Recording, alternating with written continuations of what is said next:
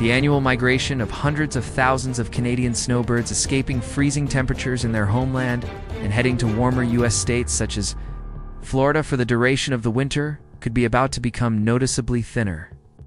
Many have ditched plans to visit their southern neighbor and are looking to spend their valuable dollars elsewhere. Largely put off by Donald Trump's escalating economic war with Canada and strict new immigration rules that have created fear and confusion, there's some resistance.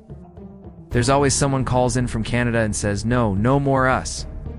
Before we were friends, and now enemies," said Richard Clavat, a Canadian originally from Quebec who's owned a motel and apartment rental business in Fort Lauderdale, popular with snowbirds for more than 3 decades. Bookings have declined. Our rates are a little lower to try to attract them. In March and April, a lot of people kind of walked away from the deposits, which wasn't so bad because we were able to rent the rooms to others. But in the summer, what was bad was they also didn't book for the following year, and that hurt us financially. The boycott, which began last winter after Trump's election to a second term as president, an imposition of trade tariffs appears to be gathering pace, according to research by the Travel Health Insurance Association of Canada. It promises to put a severe dent in the $20.5 billion snowbirds traditionally pump into the U.S. economy between late October and April. The study found only 26% of Canadians intend to take a U.S. vacation. This winter, down from 41% last year, and of those 61 and older, only 1 in 10 plan to visit, compared to 1 in 3 a year ago. Canada's own tourism industry, meanwhile, is reporting record revenue, buoyed by visitors who decided to stay home. The sector took in 59 billion Canadian dollars, $42 billion from May to August, a 6% increase on 2014. American visitors to Canada dropped 1.7% during that same period. Business owners, such as Clavat, and realtors in popular snowbird states such as Arizona, Florida, Texas, and Hawaii are reporting significantly fewer rental bookings, and higher than usual numbers of Canadians seeking to offload second houses and condos. More than half of Canadians with homes in the U.S., 54%, are considering selling in the next 12 months, with 62% of those citing the political situation as their main reason, according to research published in August. While some blame a weak Canadian dollar and rising travel costs for their decision not to travel, 40% also cite political tensions with the U.S. Trump has frequently assailed Canada and its political leaders, recently retaliating for an anti-tariff advertisement posted by the Ontario government by slapping an additional 10% tariff on imports from a country he has repeatedly taunted as the 51st state. Of equal concern to traveling Canadians, experts say, are a raft of invasive new immigration measures imposed by the Trump administration have left many uncomfortable about crossing the border.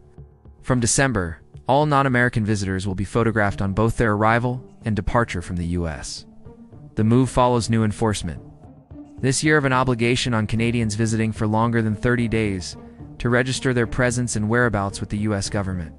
Ryan Rachkovsky, Director of Research and Communications at the Toronto-based Canadian Snowbird Association, said there was confusion over the registration policy, which he said was being enforced erratically at points of immigration. Some members, he said, had been subjected to secondary screening, featuring the collection of biometric data including fingerprints and photographs, while others experienced smooth entries. There is so much inconsistency right now. It's based on the border officer that you get, based on the port of entry that you're entering the U.S. from, and because of that, we're re-providing our members with a warning and letting them know that this might be a possibility, he said. Our message to snowbirds every year is, be prepared. This year, obviously people are going to be prepared in a different way. Rachkovsky said he believed the drop in travel by Canadians would be more by shorter-term vacationers than the estimated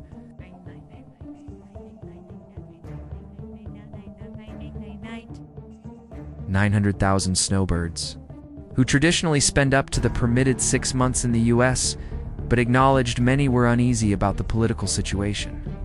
The longer-term travelers, some of those individuals, have made it clear to us they don't want to travel to the US this coming season, but I would say the vast majority, particularly those that own homes in the U.S., will be making the trip this year, as they always have, he said. Economic and political headwinds are making the snowbird lifestyle more difficult, he added. In Florida, prices are going up, particularly for things like insurance coverage, and the Canadian dollar isn't helping as well.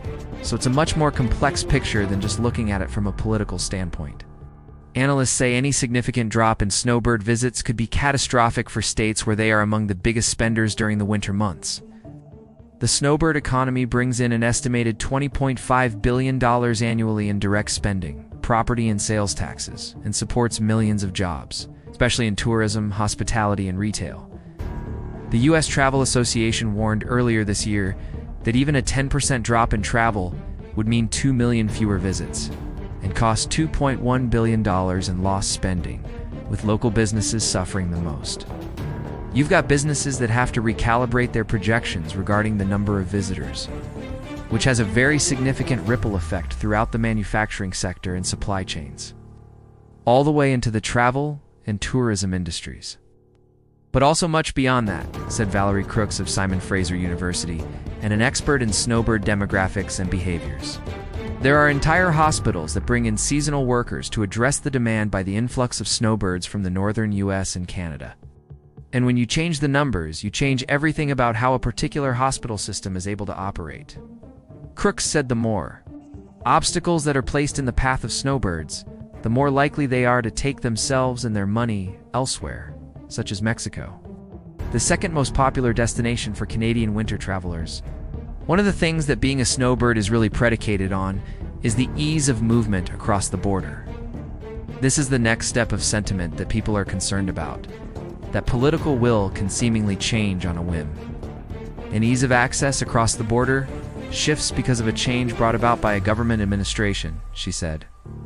There are countries all over the world looking to attract people to come and stay for winter seasons, and they're going to look even more attractive when an established destination like the southern part of the U.S. is no longer somewhere Americans and many Canadians feel comfortable going. Clavette, the Fort Lauderdale rental business owner, disagrees. As it gets cold and those real snowbirds starts to fly this way, others will follow. Florida is safe and clean. There's plenty to do. You don't have to be afraid of the water you're drinking. You don't need special vaccines. Florida is just the best place for them. They will come back and we'll be okay.